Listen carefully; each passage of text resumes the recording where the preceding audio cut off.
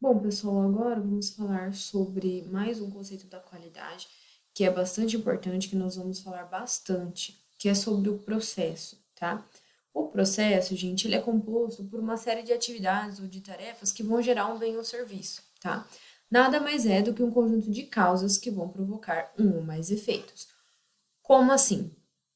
Dentro da minha empresa, né? Se eu vou produzir bem ou se eu vou produzir serviço, eu terei que ter um conjunto de tarefas, um conjunto de atividades, um conjunto de causas que vão gerar um produto, que vão gerar um efeito.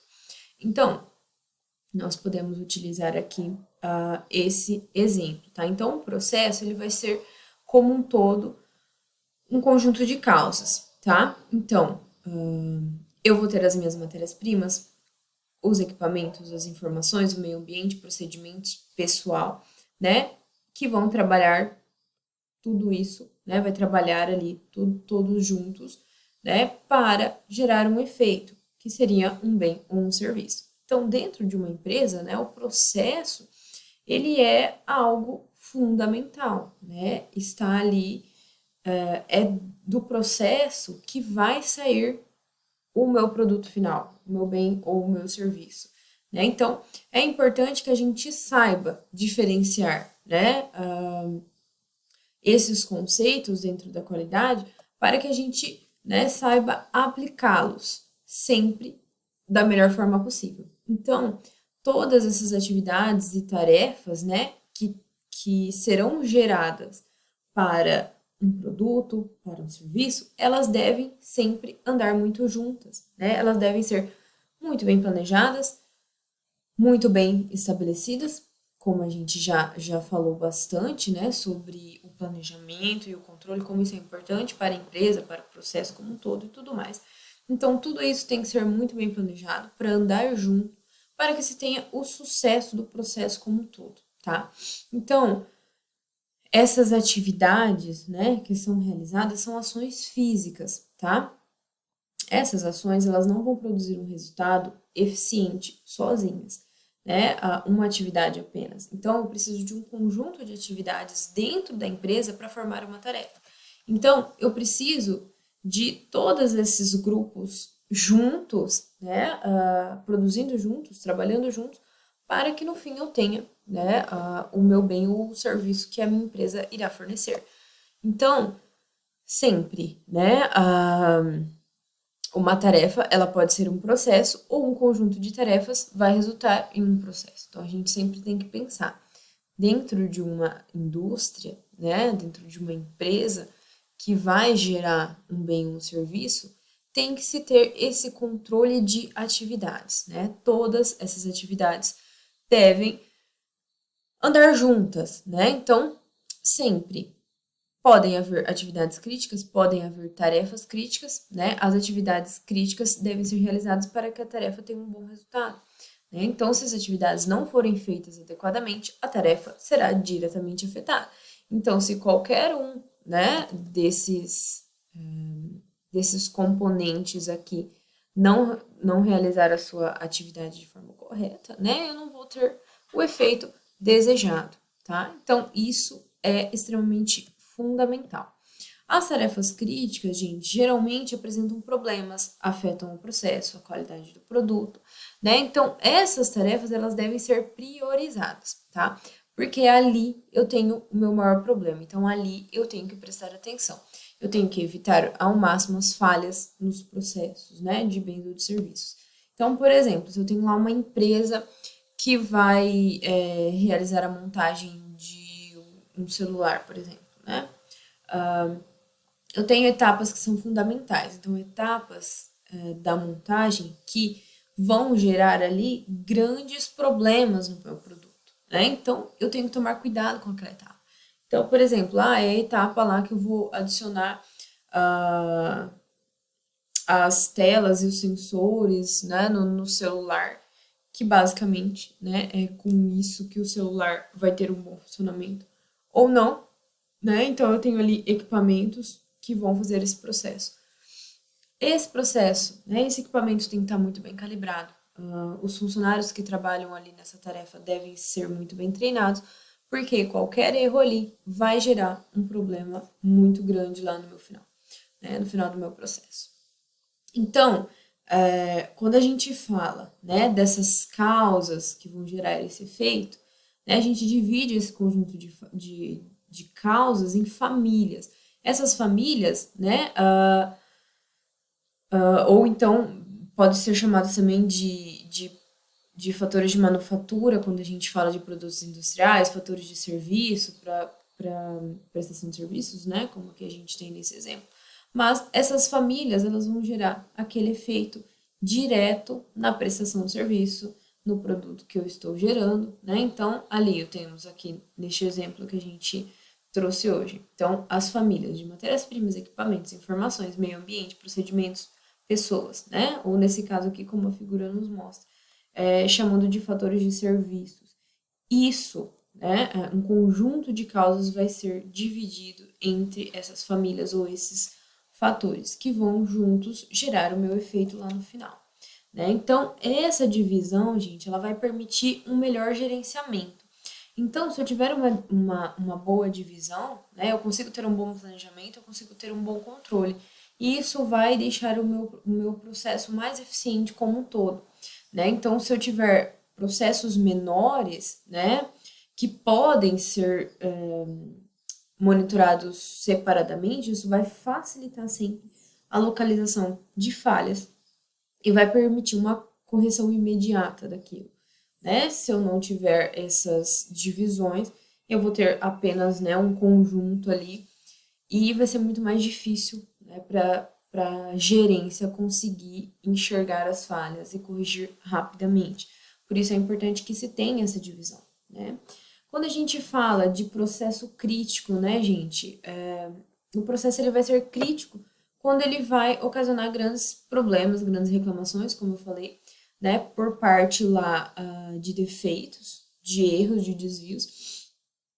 Esses erros, esses desvios, esses defeitos vão causar reclamações, né, do cliente, como a gente já falou. O foco é satisfazer os clientes, né? Então, o cliente vai reclamar, né? Ou então esse produto vai gerar um alto índice de acidentes, o que é péssimo também, né? Porque pode gerar riscos à saúde do consumidor, né? O consumidor também vai reclamar, não vai mais comprar o produto, isso vai gerar um grande impacto na imagem da empresa, né? Ou então, quando esses produtos apresentam um alto custo, né? Então, esses desvios, esses problemas ali foram gerados, o produto tem um alto custo, o consumidor vai comprar um produto esperando, né, uma qualidade maior e não vai encontrar, né? Porque infelizmente houveram ali desvios e erros dentro do processo, né? Então, quando a gente fala de processo, né? O processo, como a gente viu, envolve todas aquelas famílias. Então, envolve a equipe. A equipe, gente, é fundamental, tá? Então, todas as tarefas da equipe já são pré-determinadas dentro do processo, né? E um dos membros vai ser responsável pelo processo e vai supervisionar ou gerenciar essa equipe. Então, sempre, né, nas indústrias, nas empresas, a gente observa isso. Então, tem um líder da equipe, um supervisor, um coordenador, enfim, depende aí do tipo de divisão que a empresa utiliza, mas essas tarefas, elas estão muito bem determinadas, né? Então, eu tenho um conjunto, um grupo de pessoas que é geralmente ali, né, supervisionado por uma pessoa que vai sempre, né, estar direcionando a sua equipe, né, para trabalhar de uma forma melhor, sempre tem que estar motivando a sua equipe, né, tudo isso para gerar um produto de qualidade. Sem esse trabalho em equipe, gente, né, e sem esse comprometimento de cada uma dessas pessoas, dificilmente são atingidos os resultados de qualidade. Por isso que a gente sempre fala, o funcionário é fundamental, né? Então, sempre treinamentos, né, motivações, né? Então, os funcionários eles devem ter muito bem definidos os conceitos de autonomia e responsabilidade. Então, sempre ter autonomia, né, de exercer autoridade sobre o seu processo, ter iniciativa própria, né? Então, atingir as metas que que são propostas pela empresa para satisfação dos clientes, né? E entender que tudo isso vai depender do seu trabalho, né? Que o trabalho daquele funcionário é fundamental para um produto de excelente qualidade. Por isso é importante os treinamentos, né? E essa motivação da equipe para que cada um tenha, né, com muita clareza, né, a certeza de sua importância ali dentro do processo. Né? Isso é fundamental. E sempre a gente diz que existe uma autonomia, uma relação entre a autonomia e a responsabilidade. Para que o funcionário consiga atingir, para que se possa exigir essa responsabilidade de um funcionário, sempre é necessário ter autonomia sobre o processo. Então, qual que é a minha função? Qual a importância da função? Né? Só assim você consegue ter responsabilidade, sabendo qual é a autonomia de sua função. E também do processo como um todo, né? No caso do gerente, no caso do líder. Então, sempre, né, geralmente, né, a autoridade vai ficar centralizada no gerente. Né? Então, um funcionário ele sempre vai ter que consultar o gerente para tomar decisões. Né? Então, é, quando, em alguns casos, esses deveriam ter autonomia para resolver alguns problemas do processo, né? Porque, infelizmente, não se tem essa autonomia do próprio funcionário, né? Ela é centralizada em apenas uma pessoa.